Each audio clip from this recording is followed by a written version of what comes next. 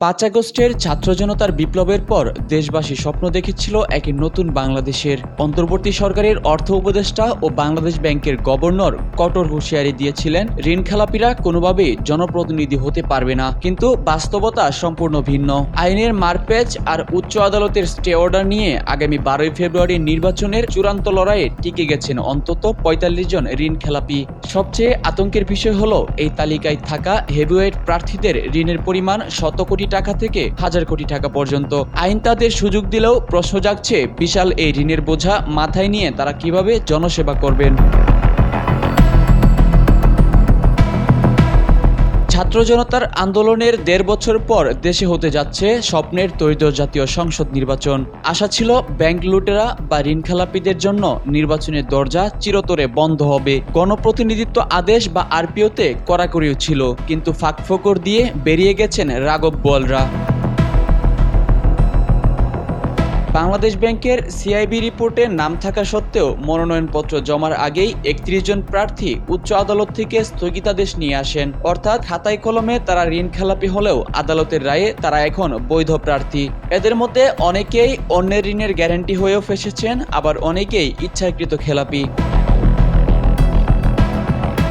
নির্বাচন কমিশনের হলফনামা ও ব্যাংক সূত্রে পাওয়া তথ্যে উঠে এসেছে প্রার্থীদের ঋণের ভয়াবহ এক চিত্র। বিশেষ করে কয়েকজন হেভিওয়েট প্রার্থীর ঋণের অঙ্ক চোখ কপালে তোলার মতো।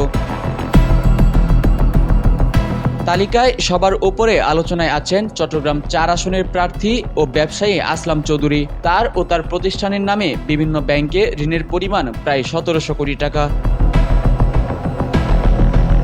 পিছিয়ে নেই সিলেট ১ আসনের প্রার্থী খন্দকার আব্দুল মুক্তাদির, তার ঋণের পরিমাণ প্রায় ৮৪০ কোটি টাকা। বগুড়া ৩ আসনের প্রার্থী কাজী রফিকুল ইসলামের ঘাড়ে রয়েছে প্রায় ৭৬৫ কোটি টাকার ঋণের বোঝা। এছাড়াও ফেনী ৩ আসনের আব্দুল আওয়াল মিন্টুর ঋণের পরিমাণ প্রায় ২৯৪ কোটি টাকা। যশোর ৪ আসনের টিএস আইয়ুবের ১৩৮ কোটি টাকা এবং ভোলা ২ আসনের হাফিজ ইব্রাহিমের ঋণের অঙ্ক প্রায় ১০৯ কোটি টাকা।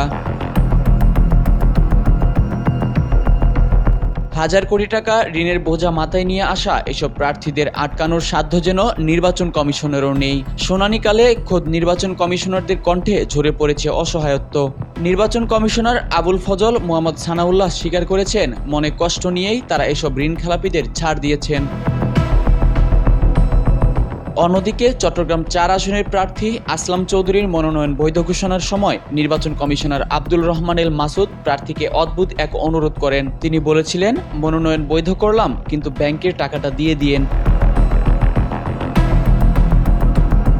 শুধু নির্দিষ্ট কোনো দল নয়, এই তালিকায় আছেন প্রায় সব দলের প্রার্থীরাই। বিএনপির পাশাপাশি জামায়াতে ইসলামী, জাতীয় পার্টি ও ইসলামী আন্দোলনের প্রার্থীরাও রয়েছেন এই তালিকায়।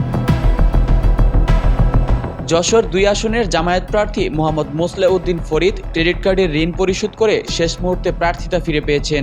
অর্থাৎ দলমত নির্বিশেষে ঋণ খেলাপির সংস্কৃতি রাজনীতিতে কতটা গভীরে শিকড় গেড়েছে এই তালিকা তারই প্রমাণ।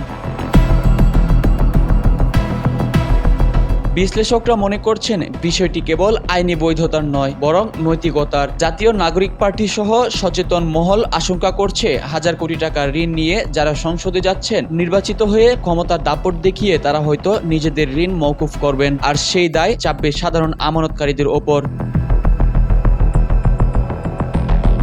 ১৭০০ কোটি কিংবা ৮৪০ কোটি, অঙ্কগুলো শুধুই সংখ্যা নয়, এগুলো জনগণের কষ্টার্জিত আমানত। আইন হয়তো এই হেভিওয়েট প্রার্থীদের নির্বাচনে অংশ নেওয়ার সুযোগ করে দিয়েছে, কিন্তু ভোটারদের মনে প্রশ্ন, বিশাল এই ঋণের দায়ে জর্জরিত এই প্রার্থীরা সংসদে গেলে কি অর্থনীতির চাকা সচল করতে পারবেন, নাকি নিজেদের ঋণের চাকা ঘোরাতে ব্যস্ত থাকবেন? মোফাজ্জল হোসাইন, অর্থ বাণিজ্য সংবাদ।